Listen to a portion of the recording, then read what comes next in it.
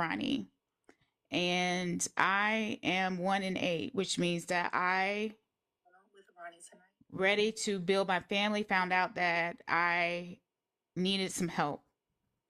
And so I went to my doctor, and they said the best chances of me bringing a baby home was through donor conception, which means that I got an egg donor and started the path of creating embryos. I've had 3 transfers. I've had 2 early miscarriages and 1 failed transfer.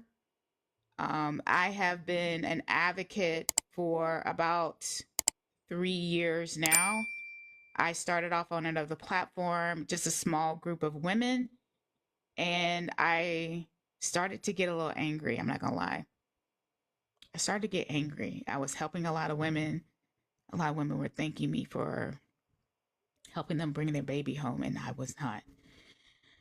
So I took a deep dive within myself, and I decided to, because sometimes the problem isn't other people, it's you. So I took a step back, and I decided that maybe the reason why is because I wasn't thinking big enough. Because you see, at this point, I thought I was a fraud. I thought that I thought that because I didn't have my baby, I didn't have anything to say. Because what did I have to do with this topic? So I regrouped. I started here on TikTok, and I just started to just put my name out there. And so these lovely people have been gracious enough to listen to my story. Not only listen to my story, but to share my story to everyone they know. And I'm eternally grateful for that. And then I started finding out that they also were going through they also went through something similar of loss. And so what started as a troll trying to hurt one of the persons on this panel brought you up to what we have here today. And so I want to start with, I think it's important to start with Kori, because we hear women's story all the time. Kori ended up randomly, and me and Kori have been friends for probably a good month or two. He shared my platform, he shared my story. He has never told me he himself had a loss. And so I want to start with you, Kori, and you tell us, because this is your first child, right? Mhm. So were you guys married? Were you, and then, the exciting news of you guys being pregnant? Walk us through that and just tell us about what happened. Um. All right. So y'all know I was thugging and in the streets real deep. So when I first got out of prison, me and my wife got married. We grew up together. We knew each other since middle school. We was, friends, just living life. We see each other here and there. But anyways, fast forward to before I went in, we got tight. We got real close. She had went through a situation, and I was just, out there doing my little normal living. And somehow we kind of fell back to each other. Kind of like, got back to talking. Just friends though. It wasn't nothing major. Um, Fast forward, like I say, I go in, come out, we end up married and building a life together. We get pregnant probably 6 months in. And it was kind of a rough pregnancy off top. It was the first pregnancy. Uh, and just, I ain't really know what to expect, really. It was a situation where I kind of thought, pregnancies just be smooth. I ain't know about all the ins and outs of complications and the risks. Um, my wife, we actually almost lost her that night. So she went to work that morning, had lost her mucus plug, came home. She lost a piece of it, and she started crying. I ain't really know, but she was, real distraught. We went to the doctor, and they had. See, the thing is, the doctors kind of just really neglected her throughout the whole process. And by the time we got there, they kept telling us she was dehydrated and drink water and stuff like that. They took her off high risk, put her back on high risk, just kind of bouncing back and forth. And we end up, I think it was 26, 28 weeks, 26 weeks, I think, preterm. She went into labor, and I'm thinking, we at the top hospital in the country. So I'm thinking, they're gonna take the baby, put it in NICU, have jelly right, bounce her back, boom, boom, boom. They didn't. I mean, I feel like it was more of a, I don't know. Honestly, I don't know what the reasoning was, but they came and told us like, um, because of how early it is, even if we can, save her and she survives, she'll never be right. So they pretty much didn't really give us an option, and they told us that they would come and check her. They had tried pumping her chest, and she wouldn't start. It wouldn't go on. She wouldn't breathe on her own. So they was like, "We'll come and check her until her heart stopped." And they left her in there with us and kind of came back and forth over the next like 3, 4 hours. And you know, most of my issues and questions was more or less like, why didn't we get the attention and the care that is expected? The stuff you see on TV and all this type of stuff. But it was more or less. Oh, I didn't realize my fire went out. It was more or less a situation where I don't know. You know, we really ain't had no money then. We was young. We ain't have insurances, and I think all that type of stuff was one of them situations where it started to kind of come into play. And after she initially delivered, well, during the delivery, they brought students in to work on her. The doctor kind of stood there with his hands crossed and was trying to coach.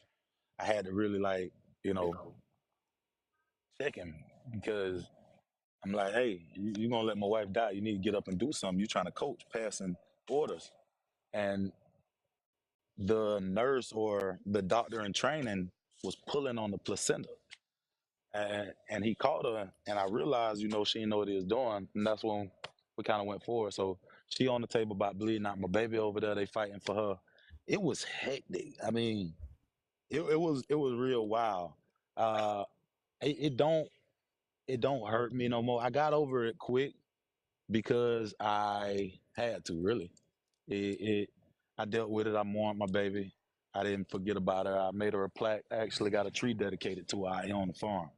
But it is really a situation to where I had to really buckle down quick because my wife, she almost died. Then after coming out of that, realizing she didn't have her baby was just, I could see it. It took everything out of her. So, I mean, mainly the hardest part for me was number one, going home without my baby. But at the same time, watching my wife to hurt, because I was close to the baby and she wasn't inside of me. So it I kind of, I, as men, like y'all say, we kind of we can't really sit and dwell on stuff. I mourned her. I dealt with it. It don't hurt me. I got an understanding, and I got 5 beautiful children here at home. But it it was one of them situations to where no, I didn't have time to. I don't really think I wanted the time because I'm one of them people that don't like dwelling on bad situations. I don't like the hurt continuing to just go and go and go. I like to grow past it. But the hardest part for me was, like I said, watching my wife go through it because it's like she was always this super bright, happy, goofy person, and that was probably the roughest time for her. She went through depression and all kind of stuff. So it was wild. And as her partner,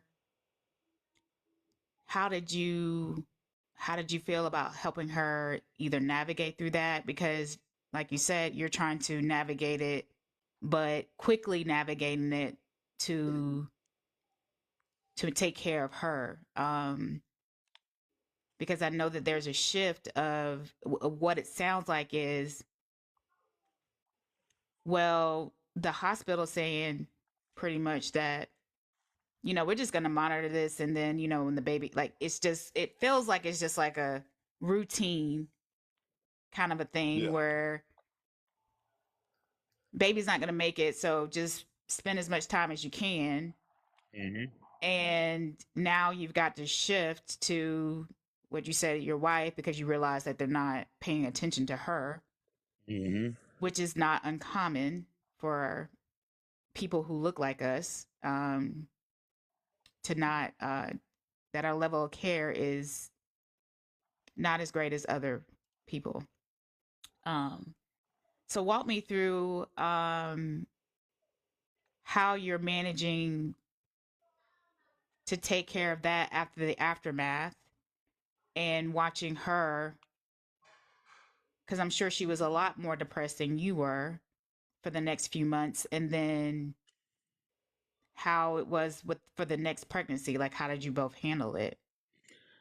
Well, it was a situation to where the next pregnancy was months later. It wasn't that far out because it was kind of like we was trying to replace what we lost. Um, it not necessarily being able to replace, but wanting that baby, like to have planned and worked and go and it just not happen. It was like it wasn't a give up on it type of thing. So we jumped right back into it a few months later, and it was just one of those. Now I'm on high alert. It wasn't no such thing as telling her at the doctor's office just drink some more water. Or none of that type of stuff. I became a whole nother monster. The doctors ain't like me, you know, because it's like you're not sending her home if she having cramping. You're not sending her home if she hurting. Any little thing we in here. And that's how we wrote it out. And eventually we did some research and all that type of stuff, and it boiled down to neglect. But being in the situation that we were in, it was too late for medical malpractice. So even try to sue for like 4 years, it ain't nothing to really do about it. But a couple years later, we had another child, and they was just like, "Why are you on high risk pregnancy?" So she told them the situation, and they tried to blame it on her having an incompetent cervix. They was like, "It's short, it's not long enough." So when she went after having them kids, went to the specialist. They was like, "No, that ain't true. Your cervix is long and thick. You good. It shouldn't have even happened." So it ultimately came down to just the doctors kind of steadily brushing off everything she was telling her, all the small stuff. Um, now, I was, even now, I still don't deal with that hospital unless it's like a situation where I have to. But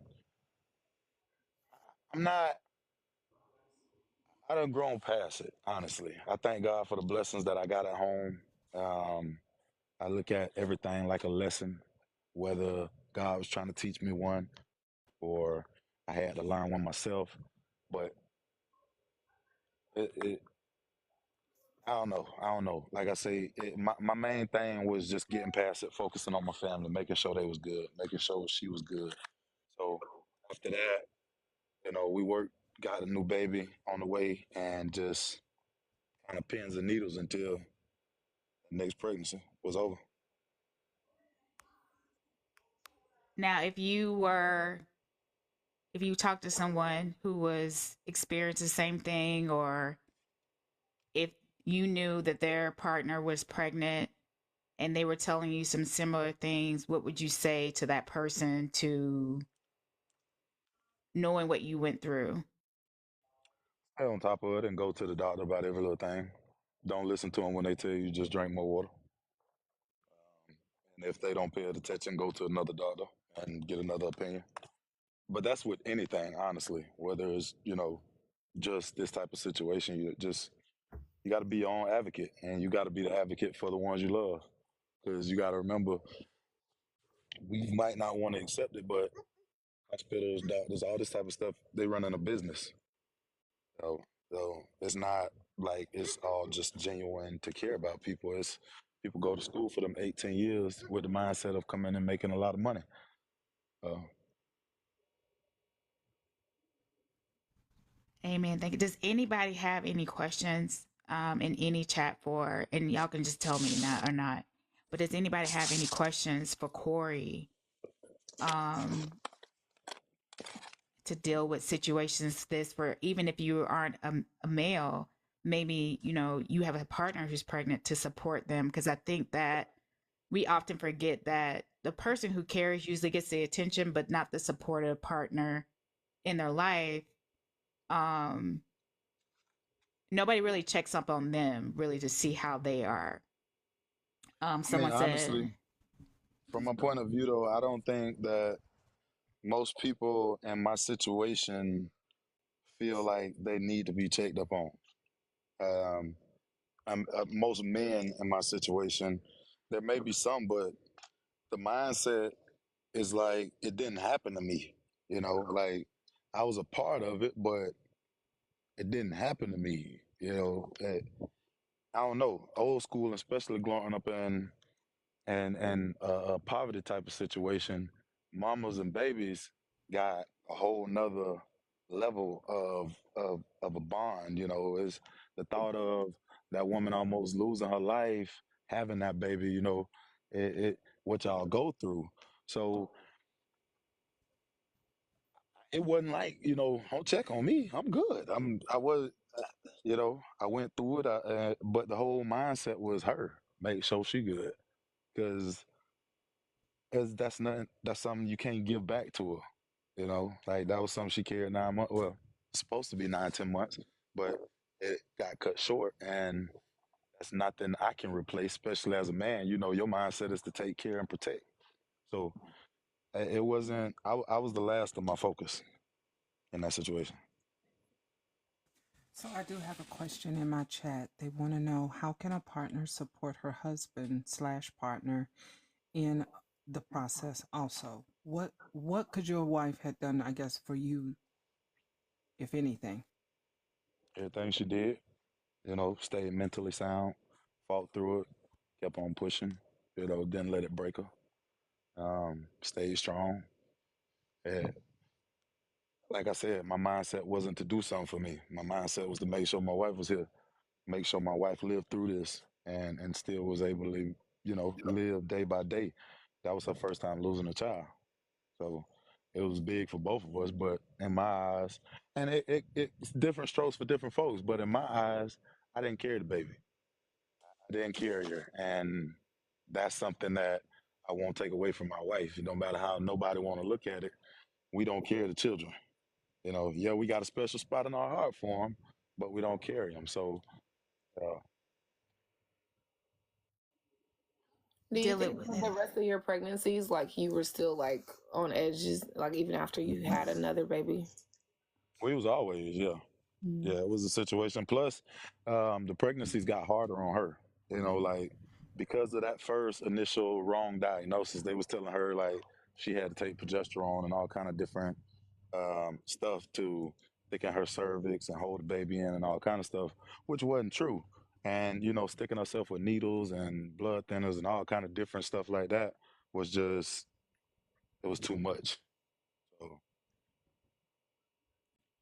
So I know you said you got over it quickly, but what were some steps that you did to deal with it emotionally?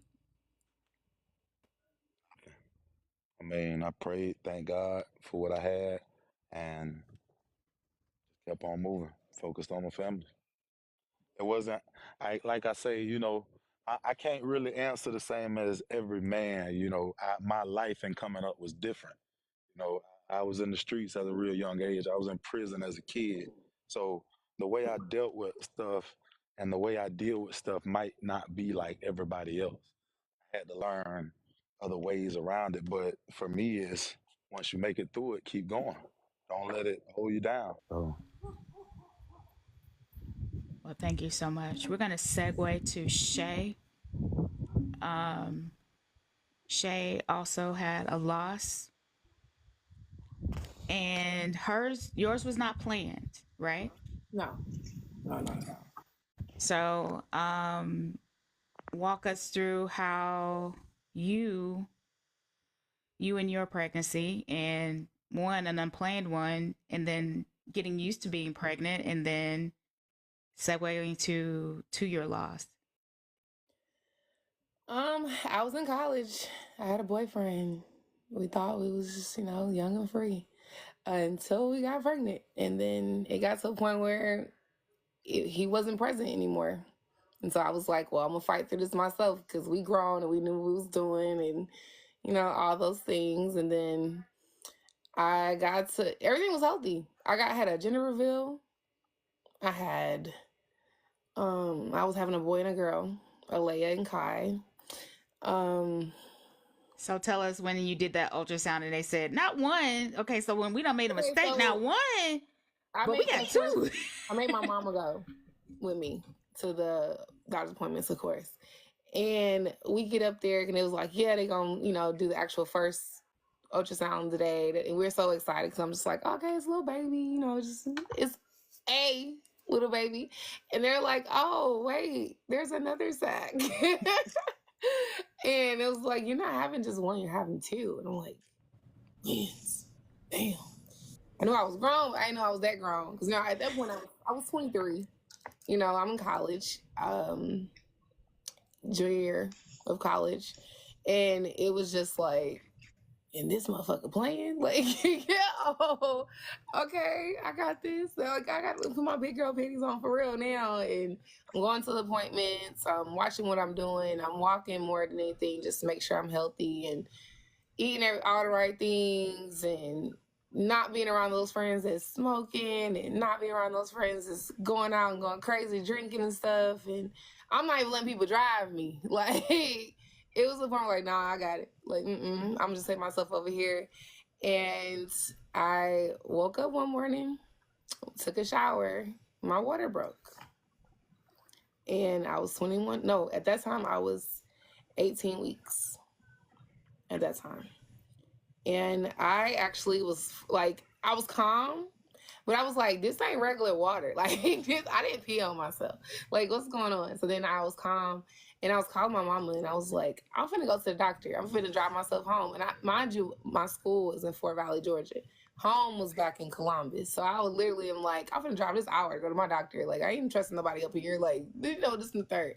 And of course, I had a black man as my doctor, and he was there with his black father. And I'm just thinking, like, I'm in the best hands ever. Thank you, so. And so I go, and he's like, you have, that's your mucus, like, what I'm saying? Like, it's actually amniotic fluid. Like, they have this little strip they can test you, and like they tested it, and it was like, this is amniotic fluid. So they rushed me to the doctor, to the hospital. One of the ladies like pissed me off. Like, one of his nurses, I guess she just thought she just could diagnose something automatically in her head, but she was like, oh, are you going to do a DNC? Off rip. She was like, oh, yeah, she's too early. Are you going to do a DNC? And said it out loud. And she's in, like, and I'm just like, a DNC, bitch? We don't know what's going on. Like, we don't know what's going on. I'm calling my mama. I'm freaking out. I'm telling her what's going on. And then it gets to a point where they take me to the hospital. I'm admitted. They do the ultrasound. They tell them that it's just one of the amniotic sacs that were actually burst. The other one was fine still. It was the girl. And she's Alea. And I call her my little feisty one because she didn't give a fuck. Okay, she was like, they was pumping me with fluids. She was kicking it back out, pumping me with fluids and kicking it back out. So this is to the point where they just like, okay, bed rest in the hospital. I was there for 20 weeks. So I got to 20 weeks. I was there for 2 weeks. Once they were like, you know what, we've given you all these amniotic fluids. These fluids. We're giving you all these IV fluids. We've given you like antibiotics, make sure nothing's crazy. Like, you might as well just do the same thing you're doing right now at home.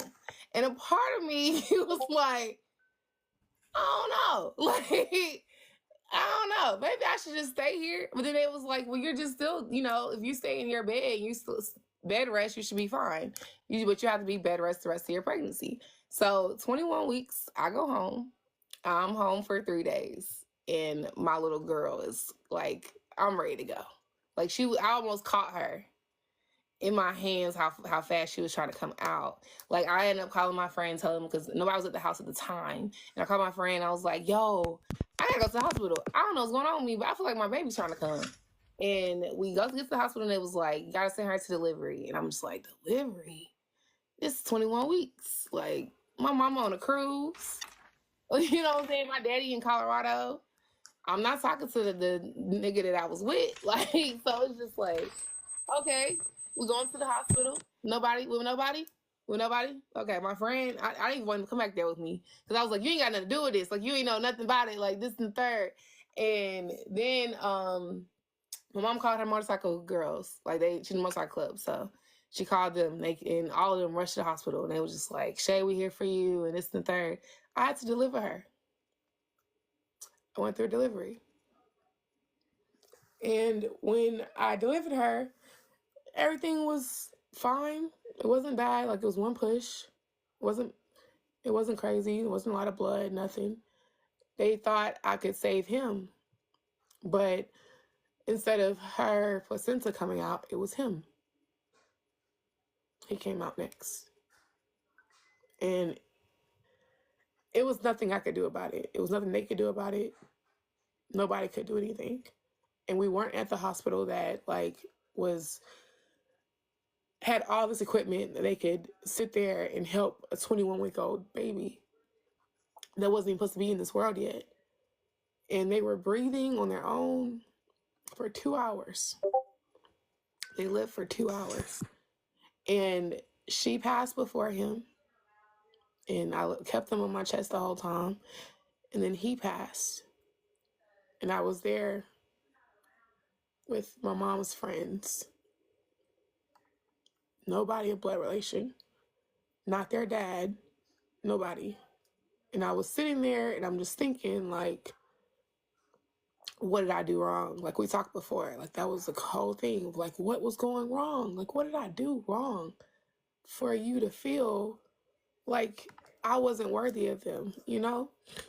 And everybody was like, oh, God needed them. God wanted to make sure you were, you know, they were too precious for this world. At that point in time, I was damning God. Like, Kori says how his relationship with his wife and God was really strong at that point in time. Mine wasn't. I questioned everything in the book because it was more so of, I'm like, okay, I know I'm in college. You know what I'm saying? Like, I know I'm not married. Like, I know I'm not, you know, in the best situation. I'm almost to my career. You know what I'm saying? Like, I'm almost getting things done, but I wasn't there yet. And I questioned myself with everything. They let them stay in the room with me. They took them back. They cleaned them and they brought them back and they let them stay in the room with me for 24 hours. For me to, I guess, have my last moments. We took some pictures. We got a couple of videos. I even have a video of them breathing still. And I went home with boxes of their clothing items and footprints rather than babies. I went home with wanting to breastfeed but couldn't. My body was wanting to breastfeed. I didn't have babies to breastfeed. It was a moment where I felt lost. Like, I really fucked up. And as a lot of us women, we look at it, like he said, like Kori was saying, we don't think about the things that may happen during pregnancy. We think, hell, you don't got pregnant, you can have a baby. Like, a lot of situations. And so when that happened, it was like, damn. You know? And then I'm sitting here with friends who got kids, who ain't giving a damn about their kids, leaving their kids with anybody out in the club doing this and the third. And I'm just like, damn, but you took my babies. Like, you know, so it's all situation. I questioned everything. I was even like, you know what I'm saying, on the point of like ending everything. Like, you know what, I'd rather you take me than them. Like, let them live. Like, on some serious shit. Cause it was to the point where me as a woman, I didn't do the one thing I'm here for. That was the one question we always say to ourselves when we go through loss like this. The one thing I'm built for, I can't do. I didn't do correctly, or I fucked up in some type of way. So it's just a point where, like, October 19th, 2016, my babies lived for 2 hours. That is their birth and their death date. And that's all I have. We had a memorial. We buried them next to my grandmother. They will forever be surrounded by family. But it hurts because I have a beautiful, beautiful rainbow baby. But she would have had 2 older siblings they would have been 8. She's 6 now. They would have been 8. But that whole pregnancy, going back into the pregnancy with Callie, after having that loss, I was terrified. I didn't tell nobody until I passed 21 weeks. Nobody knew I was pregnant. I had that whole pregnancy. It was like, nope, big t-shirts. When y'all hear the girls talk about the big t-shirts, I was 25 years old. What am I hiding a pregnancy for? It was just the fact that I felt I needed to protect my baby from all energy. Because I don't know what happened the first time. We still don't know. And a part of me is back to the doctor neglect. I shouldn't have went home. Even on bed rest at home, I shouldn't have went home. Even if we had certain complications inside, or she still wanted to steadily move, they could have done other things in the hospital faster than you sending me home. So when he says that we have to make sure we got our own back, that's serious. Do either one of y'all so far, do y'all do anything for, I know that Shay, you said you had a memorial, but do y'all do anything now on that day to kind of honor your babies that... I do a lot of praying and meditation. Not gonna lie to y'all not gonna see me. Y'all probably not gonna see me that whole day. I might make a post about it, but I won't. Y'all know, October 19th, you're not seeing Shay. I'm gonna say, hey y'all, I'm gonna make a video and we let y'all know today is not the day. But it's just a lot of praying, a lot of meditation. Because they are my babies now. They are my angels. So when they say, hey Shay, how many kids you got? I do say 1 because I have 1 living, but I have 3 kids. And so I give that day to them just as if I would do as Callie would be here, and you know what I'm saying, and it's her birthday. I give that older birthday to her. So that's just me in my sense of giving back to her, them. Alea and Kai. No, I don't do nothing. And early when it first happened, we used to, kind of take that day and just acknowledge it and do a little something special. But when we bought this property, like I said, I dedicated a tree to her. That tree I was just showing y'all. You can see it right there. Mm-hmm. That's Angel Tree. So her name Angel, December 6th, 2014. And no, we don't do nothing. It's like I said, I kind of grew past it and accepted and understand. And yeah. Thank you, guys. That tree is thriving. That tree is definitely thriving. We now have Chef Foxxy. Now, if y'all have never done medical intervention, it is that's a whole nother panel we could have on that itself. IVF is very taxing. It can be very hard, not only physically on your body, but mentally on your body. If y'all were here Monday, I say I self-combusted. I am currently on some medications, and so my body basically was like, today is not the day. Meds are starting to get to me a little bit. That's just typically what happens when you're on medication. So Chef, you want to start what led you to doing IVF? That's what I said. That's a whole nother panel. Literally. It is. Literally. Another panel. But go ahead if you want to start with us. And can y'all hear me okay? Yeah. Okay, cool. Yep. So kind of what Shay was saying, as a woman, the one thing I'm supposed to be able to do, I can't do on my own.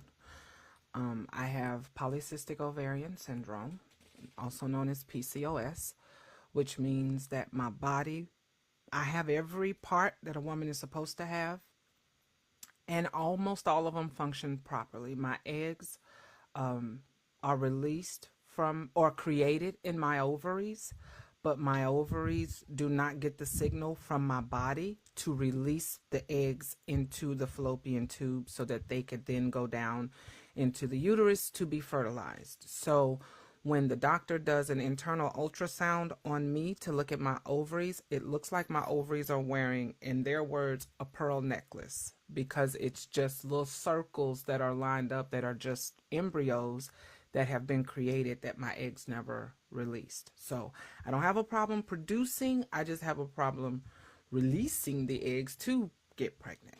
But You just have so in order to release an egg, it needs to be mature. yes, So you just have a lot of smaller eggs, ton of them. yes, yes, None of them are mature. no.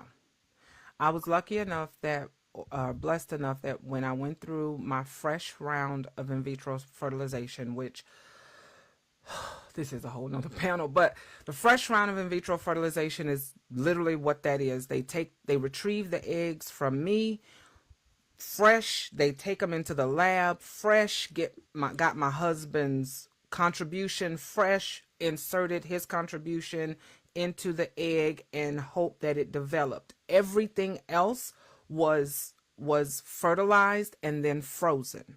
So my fresh round, I did not get pregnant.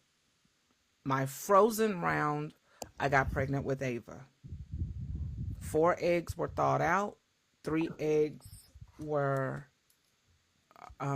survived the thawing process, and Ava is one of these 3 eggs. I wish I could tell you which one, but I don't know. They're embryos. They're embryos. Embryos. I'm sorry, you're right. They're embryos because they are fertilized eggs. Fertilized eggs are embryos, and as you can see, they had started dividing several times over, and that's when they froze them after they had divided like 8 or 9 times. Yeah.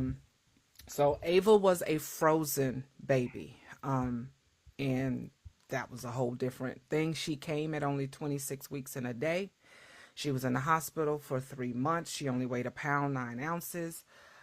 So everything about that pregnancy was crazy, from the beginning to her coming home. Everything about it. So when we decided, because I was 28 when I had Ava, and I didn't want to be an old mother. I considered 28 old at that time as far as having babies. For me, I didn't want to be. All my friends had already had kids. I was having Ava during my 10-year high school reunion, and their kids were 8, 9, and 10 years old, and I was just having Ava. So we decided pretty quickly we wanted to do it again. Again, I was married at the time. Ava was just barely a year, and we thawed 4 eggs because they froze them in batches of 4. I had 32 eggs. Of that 32, 28 were fertilized and became embryos. I still have frozen embryos in Cincinnati right now. So we thought those. We always knew that there was a possibility of multiples because you're doing in vitro fertilization. I told my doctor flat out, I'm not trying to be on TV. Because back then, that's when they were putting 8, 9, 10 embryos in you because they wanted to make sure you were successful. And I said, listen, this was right around Octomom time. Not trying to be on TV. I'm not trying to break no records. I don't want to have a litter of children. That is literally what I told my doctor. And he was like, okay. He said, ma'am, he called me by my last name. We have to put more than 1. So they thawed out 4. All 4 survived the thawing process, and they placed all 4 in. I was convinced I was having quadruplets. I just knew I was going to have quadruplets.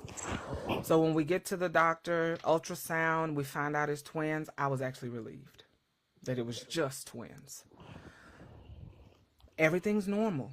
relatively speaking, I don't have any morning sickness. I don't have any complications. I'm nothing that repeated.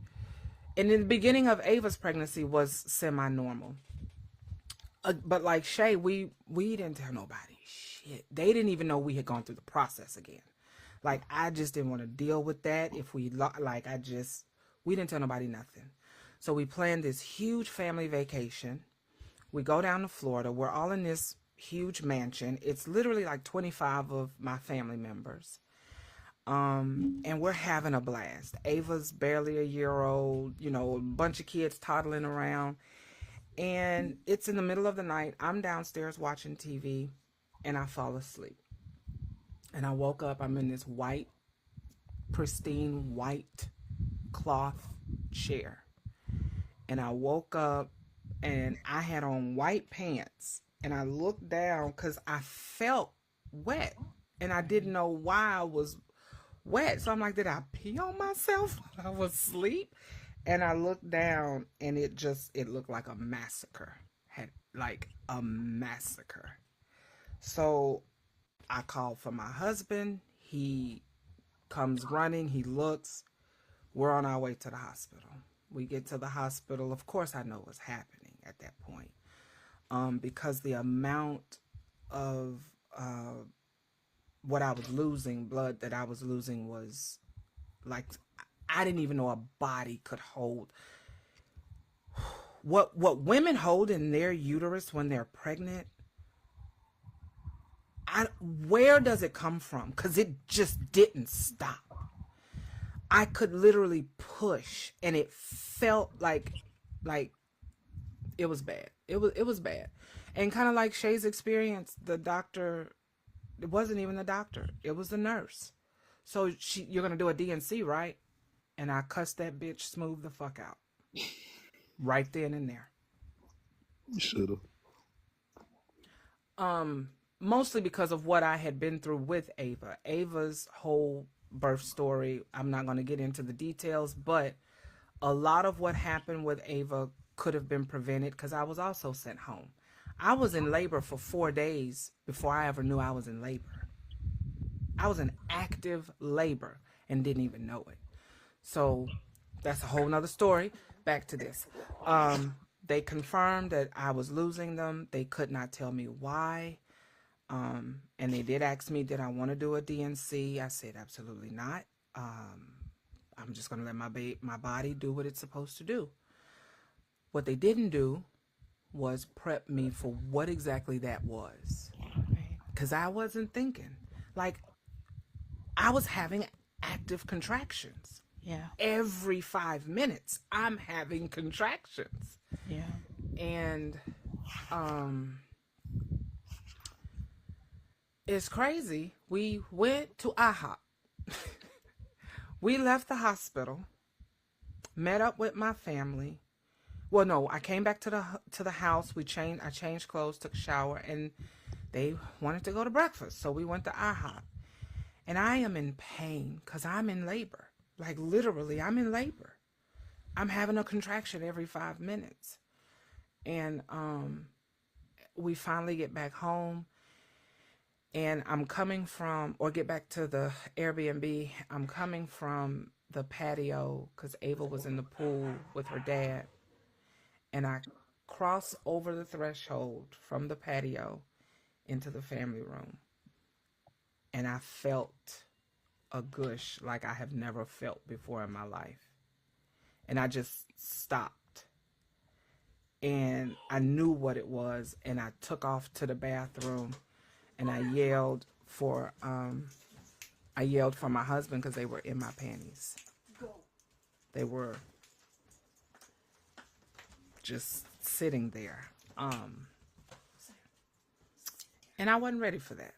I don't know what I thought. I didn't know that I wasn't ready for that. He came in and he got them. I don't know what he did with them. I didn't ask.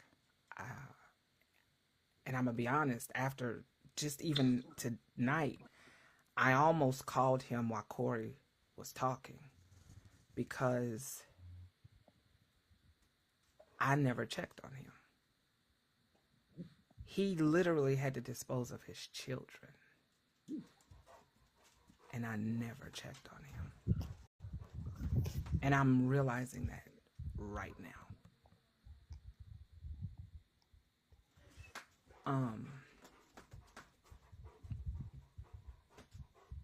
What was crazy about that was I had just told my family the day before.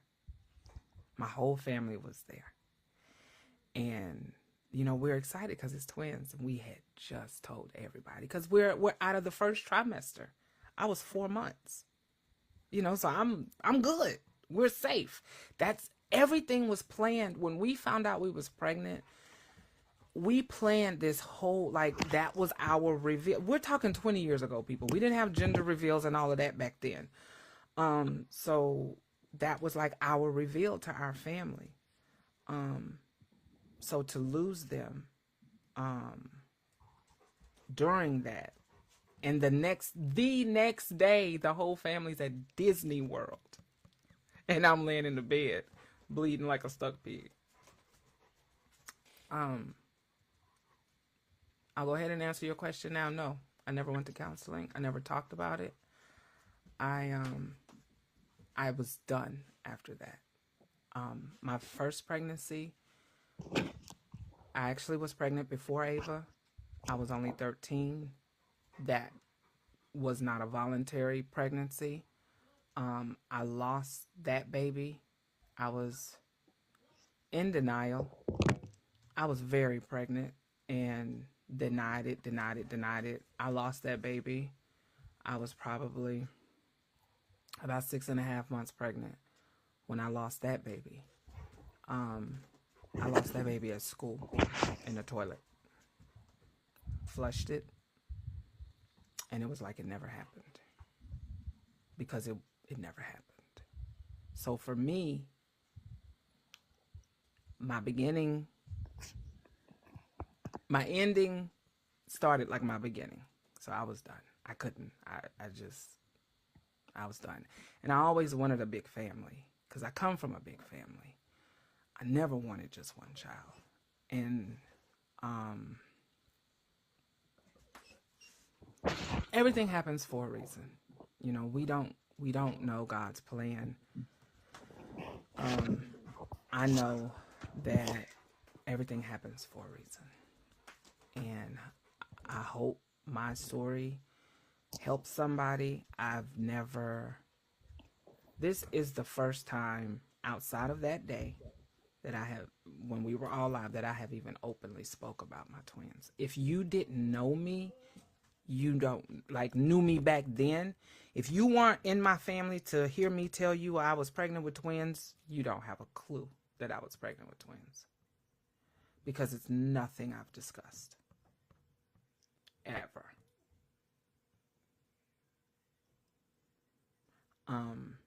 And I don't know. You know, that I don't memorial. I'm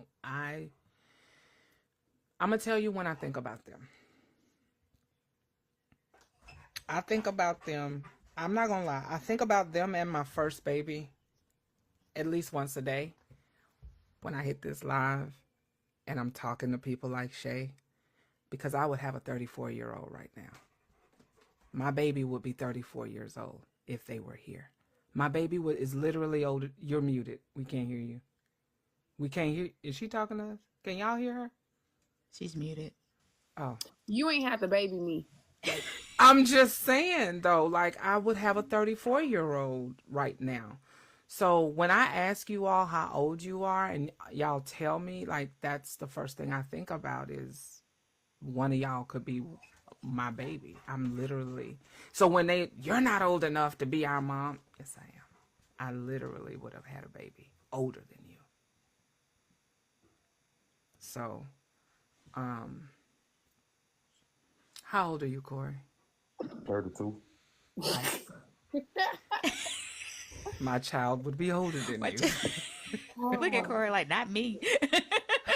You and your farm with your goats and your chickens and all of that. My baby would be older than you right now. I would have I've never said this before. I would have a 34-year-old, a 19-year-old, and two 18-year-olds right now. And all your hair would have been less than that. But what's crazy is that's what I wanted. I always wanted 4 children. That's exactly what I wanted. I wanted 2 girls and 2 boys. So it's yeah, it's a lot. It's a lot. I don't know how you do this every day or every week, because I have been dreading this. Like I do want to have the conversation, because you don't want people to feel like they're by themselves, but it's such a personal thing. And it's so personal. Like, even if I knew Kori, I didn't even ask my own husband how he was. Right. So how do you ask a stranger who, like, and honestly, Kori, Shai, Ronnie, if someone called you, like, do you really want to take that phone call? Because I don't. I wouldn't, personally. Just leave me alone. Please, leave me alone. Afterwards? Yeah, afterwards. After the loss.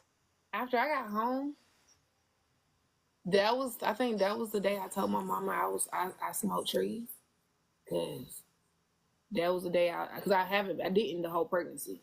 But that day, when I got home, I knew for a fact, I had already told 2 friends, I'm going to need for you to go handle that and meet me at my house when I get home from the hospital. My mom was like, no, you shouldn't be doing that. Girl, you want me out in the clouds right now, okay? Because the way my feelings, my emotions, my questioning myself, I was questioning my life. Like, it was to the point where I just wanted everything to be silenced for just a second in my mind. Because I didn't know what was going on.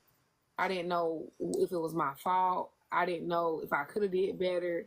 I felt like I should have advocated for myself and told the doctors, nah, I'm good. I'm going to stay here. But no, doctors know best. You're stable.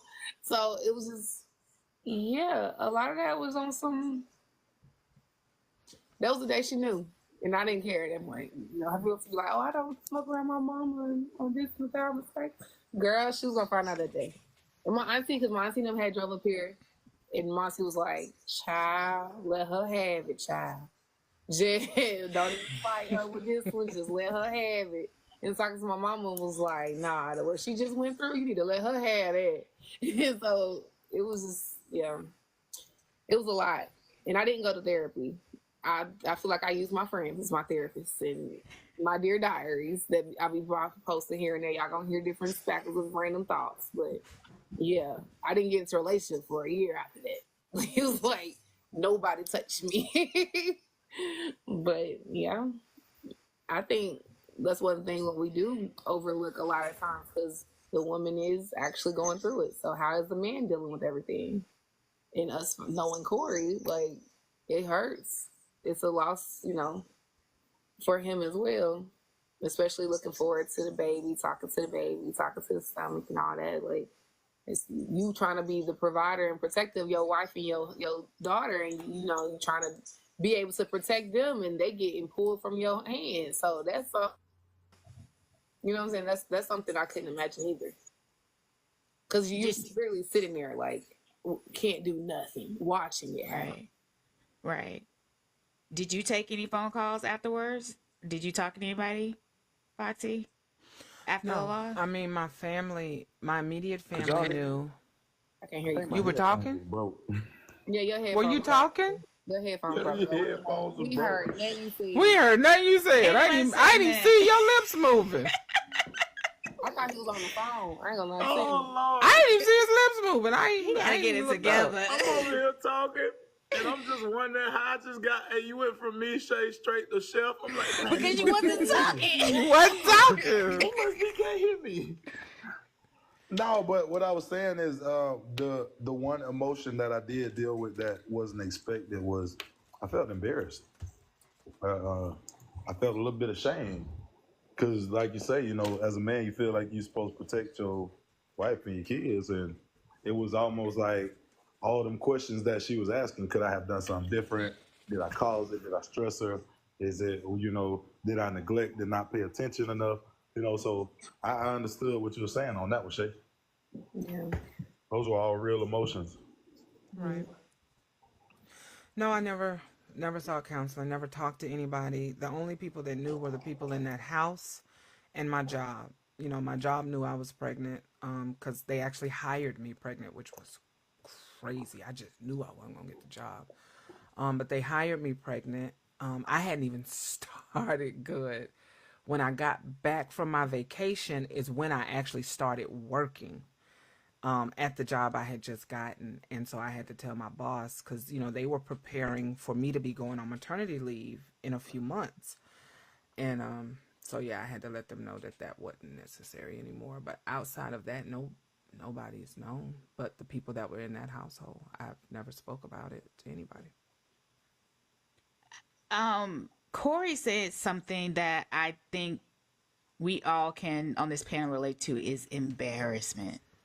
And I don't know why we feel embarrassed because it's something that happens to everyone, but I definitely went through a situation. I definitely went through being embarrassed, and like, especially, and I'm assuming that Shay went through it too because she's like, I ain't tell nobody. I thought, listen, we ain't gonna have no party. We ain't gonna do nothing. I ain't say nothing. Like, we just gonna wait.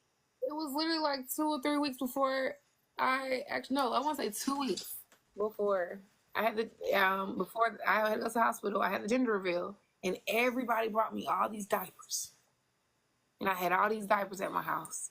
Like, when I say a mountain, it was a mountain of diapers because everybody came for the gender reveal and they brought diapers. It was a diaper party, and I had to give them away. And I had to go through the whole ordeal of finding somebody who needed help or you know what I'm saying? Like, I stared at those diapers, y'all. And I had to leave my house that I was staying in. I would have stayed with a friend. If I would stay with my mom first for a while, and then I ended up come back to my house, and I'm like, nah, I can't stay here. I can't, not with all these diapers and these toys and everybody buying stuff for them and everybody, it was a lot for me. So what was so crazy though, one of my friends had passed away in a car accident. Literally, I want to say maybe 4 or 5 days before I lost the twins. He passed away in a car accident. His wife was pregnant. I gave her everything I had, down to the diapers, the little toys, the little things that anybody bought them. I gave her everything because it was just a point where I'm like, girl, how would you feel? Of course I was going through it by myself because the father wasn't really into it, but it was just more so I'm like, that was your husband. Your husband was snatched from you and y'all got a baby on the way. Now you really in this on your own. You know what I'm saying? Yeah, she had a supportive family, all this and the third, but it was on some this not even enough I felt like I could do for you. And it was when I say it was 10, 15 big boxes of every size you could think of in diapers. They probably 4 or 5 different brands. It was all type of stuff. So it was just wipes and everything. She was set. I want to say she told me she was set for that first year because she had also had a baby shower. She didn't buy diapers or nothing for a whole year for this child. And it was because of the majority of the diapers that I was able to give her. And so I look at that small blessing as I was able to do something good in the world with it. But hell, for a good, I want to say 6 months, I would look back and because I had already started thinking when I was pregnant, I'm going to look back and see my car seats in the back seat. I'm all my little babies in the back seat. But that first 6 months, I'm looking back and I don't see them. I just want to let y'all know that we are raising some awareness, especially you, Chef, over here. Someone is saying that maybe I have PCOS, and I will say they will do this. When you're saying that you're having symptoms, they want to take your uterus. They will take that thing so fast. They'll take that real quick. Right. Oh, you having abnormal cycles? Oh, you doing this? Just have a hysterectomy. At 20, I got married when I was 20.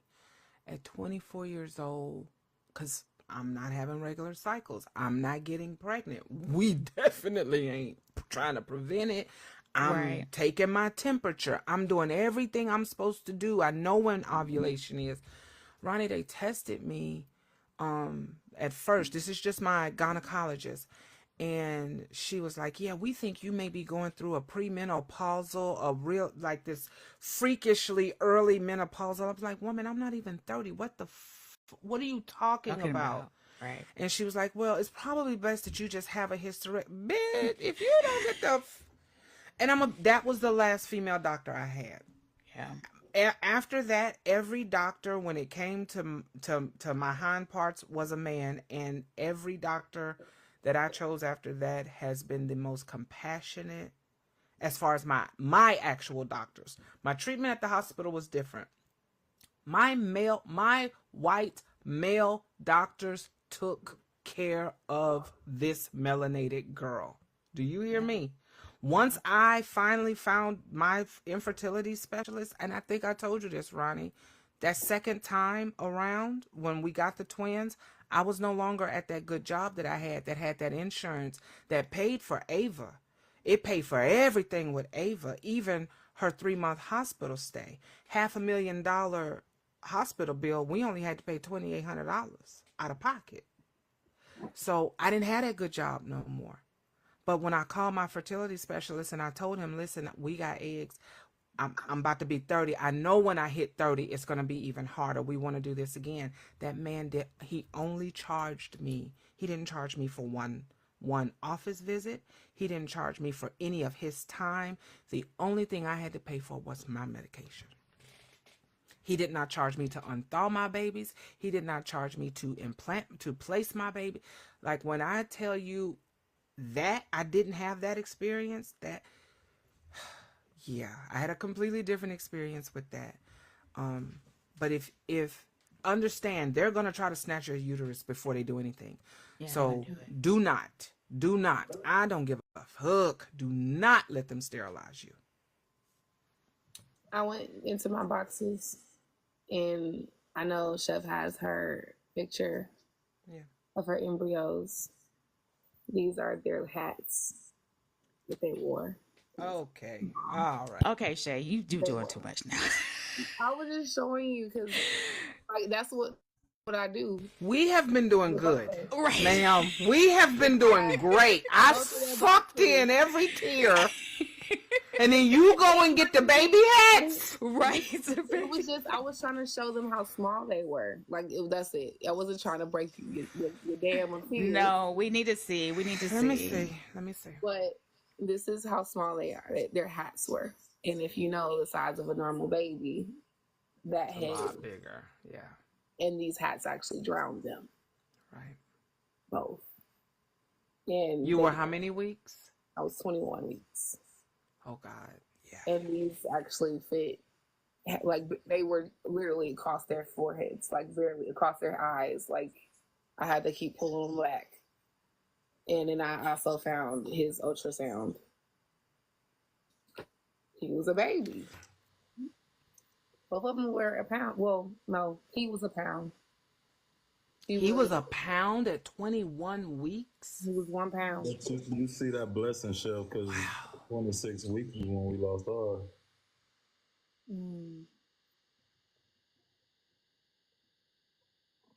It's a blessing, so your baby girl still make it at 26. 19 years later.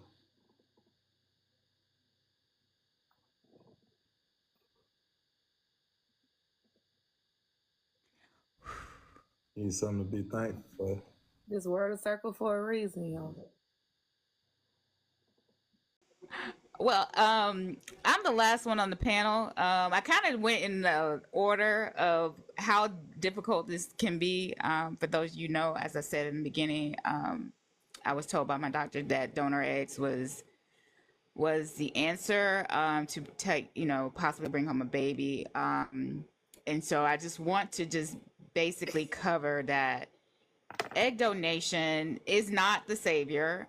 Even embryo donation, or if you use alternate methods to bring a baby home, We've even had people who've had surrogates and they've miscarried. So, you're not guaranteed to take anything home. I'm the only one on the panel who has not taken home a baby yet. And so I am gearing up for my fourth transfer. I recall November, I transferred the week of Thanksgiving. I think I transferred on a Monday or Tuesday. And by Friday, I had a positive pregnancy test. I woke up, I believe, Friday morning in a panic. And I told Mila's dad that it didn't work. And he was a little confused. He said, I don't think that we should know this early, right? And so I went to the lab and I said, just put me out my misery. I just want to see. If it says nothing, then, we'll go there. So I found the LabCorp. I went there, driving home, and my nurse called me and said, "You doing okay?" And I said, "Yes." And she said, "Did you go to the lab today? Because we got some paperwork on you." And I said, "Yes." She said, "Well, you're pregnant." And I said, I think I was four days past transfer. So I said, okay. She said, it's a 6. So when you do your pregnancy hormones, it's called a HCG. It was 6. Anything over 5 is pregnant. She said, this is early, but it's a good sign. You had just transferred. So she said, we'll see. My numbers increased.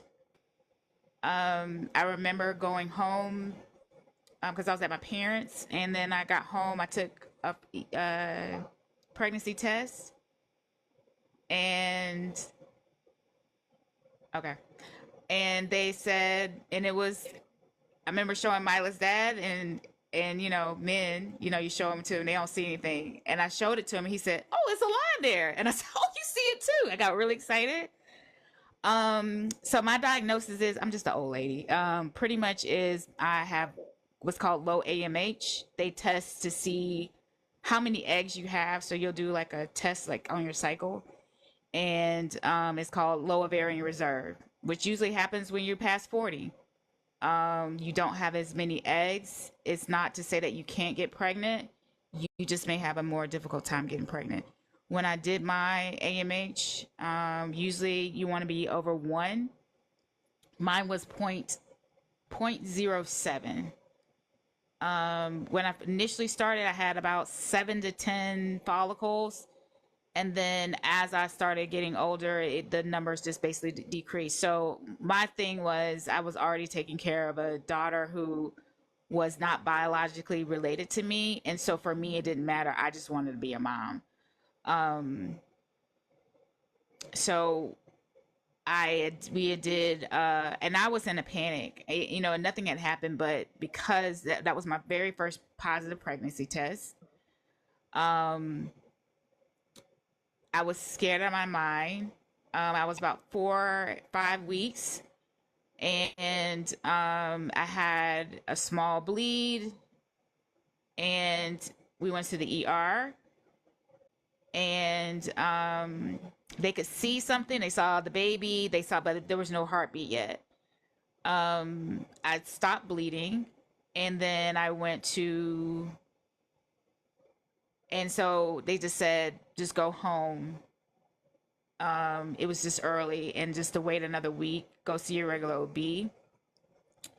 In that week, I knew I went from just a small that to what Chef said was the plop.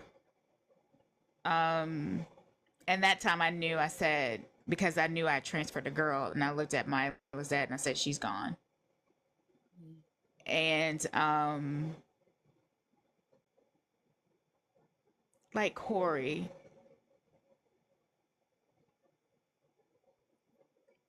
I looked at his face, he had already told me that Mila, he didn't really want kids. And so I remember him telling me, like, he knew I wanted another child. And so he got on board with doing that. And I remember when they gave him, like, we were sitting in the ER, and I remember they giving him the paper. And like Kori, he read it like several times. He read it a lot. And I saw him read it over and over and over. He didn't say anything. He just kept reading it over and over and over and over again.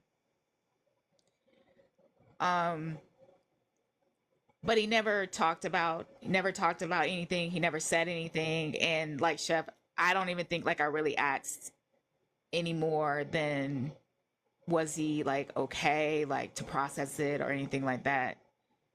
And now listening to Kori, I'm having the same thing, like, you know, how much did it really affect him than he really said. And I feel like Chef this is just the stuff they don't tell you about, you know. Like her, I went home. They said, "Did you want to do a D&C?" When I went to the OB, I said no. We'll just let my body just figure it out. My body did not figure it out right away. It took my body maybe, so I had a small bleed. I thought that was it. That was not it. That was not it. I was like, oh, okay, I did. It came out, and I was like, okay, and then figured that I was done. And then one night, it was during a Christmas holiday. Mila went with her mom. Her dad was out of town, and I was sitting there, and everything broke loose. And if you did not know whether that baby is the size of a 9-pounder or just a strawberry, active labor is very real. Yeah, so your body actually you would have thought that I was pushing out a 10-pound baby. That's what you would have thought, the way that and I was getting up like every so many minutes, so many that I was contracting. I was in labor. I was going to use the bathroom, and things were coming out, and I was like, y'all could have, as many women as I know, y'all ain't never said that this happens, like for real, for real, for real, for real. I will never get that. And I had COVID on top of it, because I thought like, I thought I was like just a cold, my body just said whatever.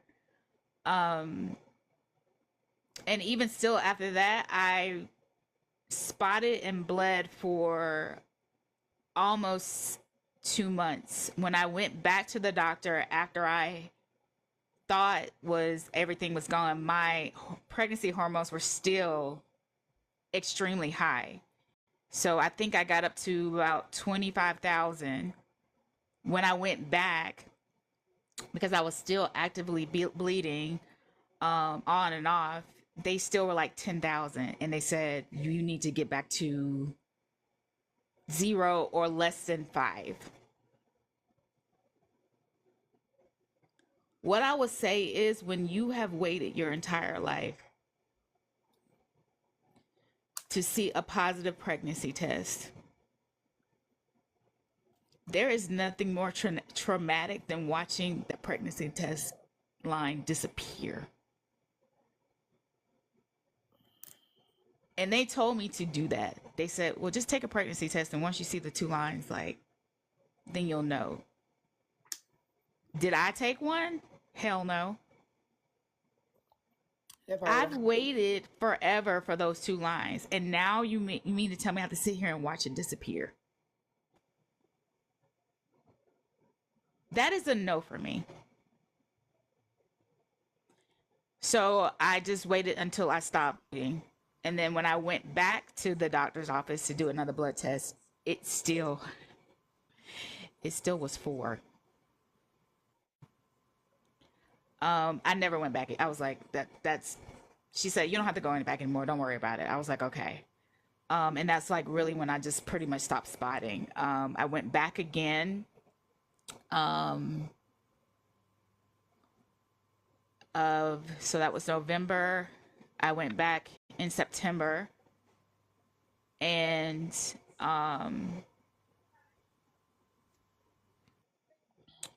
transferred again, and that one failed. At this point, I had my Facebook group. I was helping other women. Everybody was getting pregnant.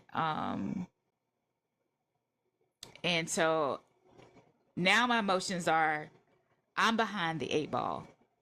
I have women who are now pregnant because of me, and now I'm going to be left behind. So I immediately like geared up for another transfer. Ironically, the same week that I transferred my first embryo. I got pregnant. I tested around the same time, and there was a line. I tested the next day, the line got darker, and you know, if you're in the planning of the pregnancy, you know, and you've been trying, we all have those comparing the sticks. You compare those sticks, and you write on there first, you know, past days past transfer. You do 7-day past transfer, and they were getting darker, and by like day 8 or 9, they stopped getting darker. So I was like, I chucked it up, said probably it was a early chemical pregnancy. I went, my HCG said that I was pregnant. I think I was like so my first one was remember I said it was like a 6. And I didn't go early, so I went like the time they did. So I was probably like 12 days past transfer, and my numbers were only like an 18. So they were really low. I was pregnant, but it was low. They told me to go back again. Son of a bitch, they doubled. Okay, so they doubled again. So she said, go back one more time, and they doubled again. Still very low, but she said, stay on your meds, because that's what I'm going to tell you. Stay on your meds and keep going. Christmas Day, I was sitting there. We are all sitting at the table where my mom, I'm sitting on the couch. Mila asked me to grab something, and I did. And when I stood up, plop. And I was like, okay. So, I've never made it to see a heartbeat. I've never made it to see, the farther that I've gotten is 6 weeks. So,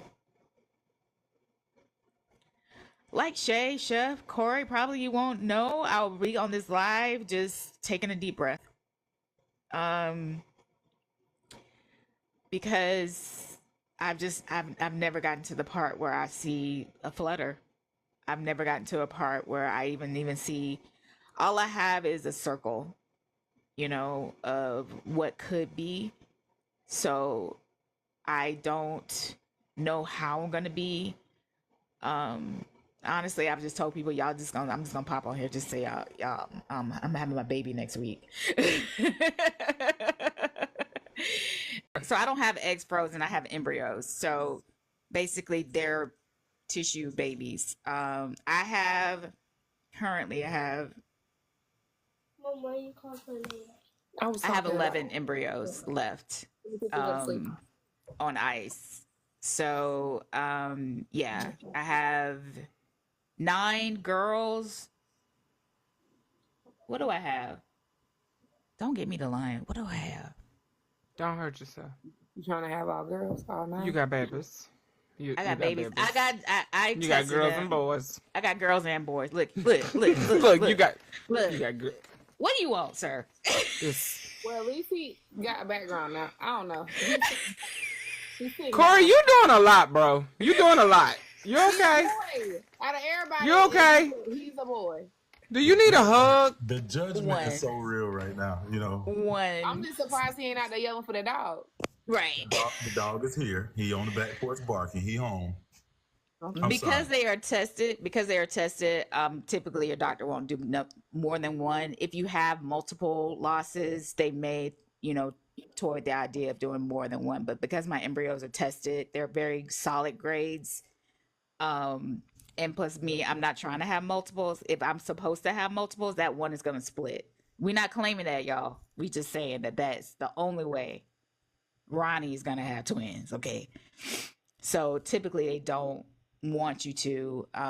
It's not really a thing of I could possibly have multiples, just based on my age. So, You be but surprised. listen, we know Pop that coochie open. we don't want it. We don't want it. We don't want it. You might. I keep telling her to put 3 in there, Shay. Hey, 3 does not guarantee you a baby. Again, Chef put in 3, she got 1. So there is no guarantee that you will get more. That there's a lot of women who do. We had a woman on the panel, she put 5 in, so she got 1 I've baby. also put 4 in and got 2. So We're not gonna take that chance. we can gamble. I'm not the It's gambling still type. time. How hard is it on your body with the injections? It can be very hard. So I took Lupron. So I've been diagnosed not only with endometriosis, adenomyosis, which basically affects your lining. So estrogen is a big catalyst for endometriosis and adenomyosis. So what they do is they give me a medication to put me in what's called medical menopause so that I don't have a cycle. And I will tell you, as someone, the medical field, I wish they would stop asking, because I would say the most triggering thing to me all the time is, when was your last cycle? When was your last cycle? Yeah, I'm Guess gonna need what? you to write that down. I'm gonna still, again, if you're going to a doctor and saying like, hey, you need some answers, you need to know part of it too, because they're gonna ask you different questions. But again, the most triggering thing, because some of us don't get cycles, some of us get pregnant and we didn't have to go through all that. We just went in there, they put it in us, and we got pregnant. So guess what? We don't have a last date. I can't tell you. You know when my last cycle was? Back in June. It is now October. That was my last cycle. Then they look at you like this. Girl, this is an IVF baby. Put that in your notes, okay? Don't ever ask me that no more. Yes, Kori. Listen, he got girls. He need to know these things. So now when they talk about stuff, he gonna be like, hey, are you writing that down? Are you writing it down? That's all you need to say. Just write it down. I know you got jelly, but still, you need to know. Write it down. So that is, but yeah, so now I'm on the road to that. I do take meds. Right now I'm on an antibiotic, which I will not lie, I can't stand them. So I'm taking an antibiotic. I'm taking estrogen, because right now, I'm trying to build a lining. So in order to build a lining, you need estrogen. Take estrogen, and now you're psycho because you're building a lining. So that means you're all out of whack right now. You don't know if you want to cry or fight. Yeah. So that is. So then, what you'll do, just a little background of IVF is, they will put you on birth control to start.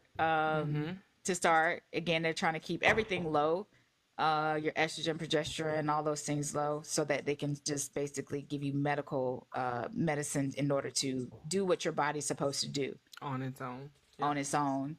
And it just makes it easier. So you'll build a lining once you get to a certain millimeter, which is over 7. So some people get 7, what they just like to see over 7. That just means that everything's cushy for when they put the baby in there. For the embryo. Once you do that, they will switch you to what's called progesterone. And that is what helps sustain the pregnancy. You need progesterone until about 3 months. That's why we have 3 months as a safe time frame, because at that point, progesterone is no longer needed. The placenta takes over and supports the pregnancy. But for the first part of your pregnancy, you're using progesterone to sustain the pregnancy. So that's what they do. And then that's why we have the 3 months, because at that point, placenta is taking over, which means that the baby is now getting all the nutrients, everything from you. Now your body is supporting the pregnancy and not a hormone. So there you go. And then most of the time you will see your clinic. Your clinic will do all the early ultrasounds, because most of the time your OB won't see you until 12 weeks. Unless you've had complications and you have a good OB who says they don't care, they'll see you as many times as you want to. Because they know that, especially IVF. So I have a new doctor. She actually did IVF, that she's going to be monitoring me this time. So she knows like all my history. And she said, once I transfer, she doesn't care how many I ask, like she will come, like I will go see her. So again, find doctors that will understand and know what it's like, so that they can keep those triggers from happening for you. So yeah, that is really what IVF in this sense causes. Now, do I necessarily am I scared? Yes. And though I'm here every Monday and have these conversations, it gets difficult, because I know that feeling of what Kori said and Shai said, of being embarrassed, because now I'm like public about this. Like before I had my losses, like I was kind of like what Chef said, just kind of just internalize it. I do have a therapist that I've been able to internalize with a lot of things, just to find out, just to unpack them, because it's just been hard. But so I did do therapy. I'm still in therapy. I go twice a month. And I always just say therapy is not there when I use therapy for maintenance, so that I don't lose it. Because you'll think you don't need therapy because everything is okay. And then like you stop going, and then you're like, oh, that's what the therapy was for. So I'm a huge advocate of therapy. There's just way too many resources now that you can get it. They've got, reduced plans now. They've got different things, so virtual now, you don't have to go anywhere. So there's definitely, if you can get in therapy, I'm a huge advocate of it, and helping you navigate some things. Your friends are great. Jesus is great, but Jesus also made therapists, is my opinion. Just like he made doctors and other kind of things. He made things to help you with your mental health. Well, if there are no other questions or comments, I want to thank this whole panel for entertaining me. That's all I got to say. Because sometimes, I freely just say I'll do whatever. But when I ask people and they say yes, and I will say, when I told them that this idea, it wasn't like a let me think about it. It was a sign me up. What day? Tell me whatever it is, and I will be there, is what they said. And so I can't thank them enough, because this is their, especially for Foxxy, this is their full-time job. And the fact that they took the time out to do this, I just definitely appreciate it. Kori was even kind enough to say, I want to do it, but let me just check with my wife. She watches my live sometimes, and I don't want to trigger her. And I thoroughly respect that. And I think he told me like a few hours later, he was like, okay, Ronnie, sign me up. So I'm going to close this live out. Well, we'll close this part out.